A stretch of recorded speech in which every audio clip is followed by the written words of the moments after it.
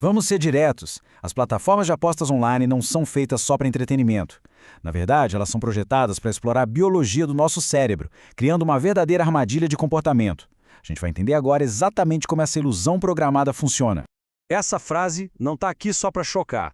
É a confissão real de um dentista de São Paulo, um homem que perdeu absolutamente tudo, inclusive o controle da própria vida, por causa do vício em jogo. Essa é a face humana de uma crise que está crescendo em silêncio. E o caso desse dentista, infelizmente, não é um fato isolado. A gente está falando de um problema de saúde pública que já tomou uma escala nacional. Olhem só esses números do SUS. A procura por ajuda está crescendo de uma forma assustadora. De 2023 para 2024, o salto foi de mais de 50%. E o mais alarmante, só na primeira metade de 2025, os atendimentos já passaram da metade do ano inteiro anterior. A aceleração é nítida. E aqui tem o ponto que é crucial entender.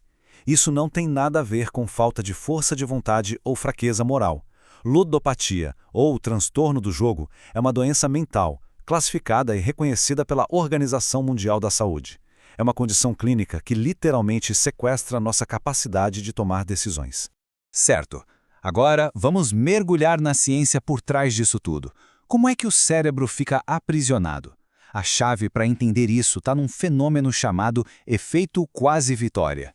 Essa aqui é a ideia central, talvez o ponto mais importante de todos.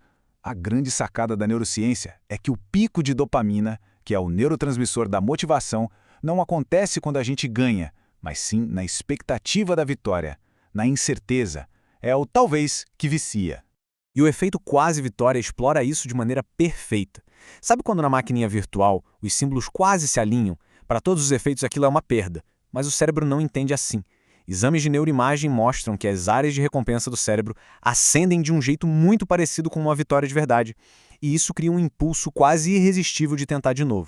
E o que é fascinante nesse slide é que a gente consegue mapear esse sequestro cerebral. Olha só, o núcleo accumbens, que é o nosso centro de prazer, fica superativado, sempre buscando a próxima descarga de dopamina. Ao mesmo tempo, o córtex pré-frontal, que é tipo o presidente do cérebro, responsável pelo autocontrole, tem atividade diminuída. O resultado é o impulso sem freio.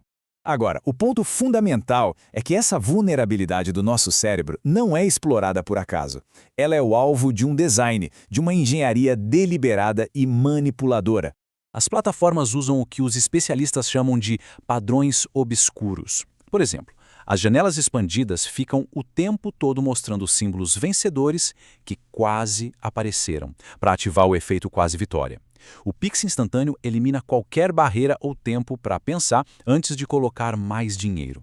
E na hora de sacar, o processo é lento, é burocrático. Uma tática clara para a pessoa desistir e apostar aquele dinheiro que está ali, parado. E uma das técnicas mais perversas é essa aqui, a perda disfarçada de vitória. Pensa comigo, a pessoa aposta R$ 10 e ganha 2 de volta. Matematicamente ela perdeu 8, mas a tela explode em luzes, sons de comemoração como se fosse uma vitória incrível. O cérebro é totalmente enganado, liberando dopamina por uma perda. E isso reforça o comportamento de continuar jogando. É um ciclo. Ok, mas como essa combinação de neurociência e design se traduz em ações do dia a dia? Vamos olhar para os dados. A pergunta é bem direta. O que o tal do efeito quasi-vitória faz com o comportamento de quem está jogando? A pesquisa científica sobre isso é muito clara. O quase-ganho não só aumenta a vontade de continuar, como faz com que a pessoa jogue mais rápido e, o que é mais crítico, aposte valores mais altos na próxima rodada. E essa imagem aqui ilustra esse ponto de forma brilhante. Esse gráfico, que é baseado em dados de pesquisa, mostra o tamanho da aposta seguinte depois de resultados diferentes. Repara só, depois de uma vitória, a aposta tende a diminuir. Depois de uma perda total, ela fica mais ou menos estável. Mas olha o que acontece depois de um quase ganho. O valor da aposta dispara. É a prova no comportamento de que a manipulação funciona. Diante disso tudo, a informação é a nossa primeira e maior linha de defesa. Então vamos para a parte prática. Como é possível recuperar o controle? O passo mais importante é uma mudança de perspectiva. Não se trata de uma falha de caráter. É uma resposta previsível do cérebro a um sistema que foi desenhado para viciar. Só o fato de entender isso já ajuda a remover a culpa que muitas vezes é o que paralisa e impede a pessoa de buscar ajuda. E a boa notícia é que existe ajuda profissional e gratuita. O Ministério da Saúde, em parceria com o Hospital Sírio-Libanês, lançou um serviço de atendimento por vídeo. O acesso é bem fácil, direto pelo aplicativo Meu SUS Digital. É um caminho concreto e acessível para quem precisa de suporte. E além do SUS, é sempre importante lembrar de grupos de mútua ajuda, como os Jogadores Anônimos. Eles oferecem uma rede de apoio que é fundamental, conectando pessoas que estão enfrentando exatamente o mesmo desafio. E para terminar, fica essa reflexão. Quando um produto é desenhado de propósito para explorar as nossas vulnerabilidades cerebrais a ponto de causar uma doença, onde termina a responsabilidade individual e onde começa a responsabilidade de quem projeta, regula e lucra com esse sistema?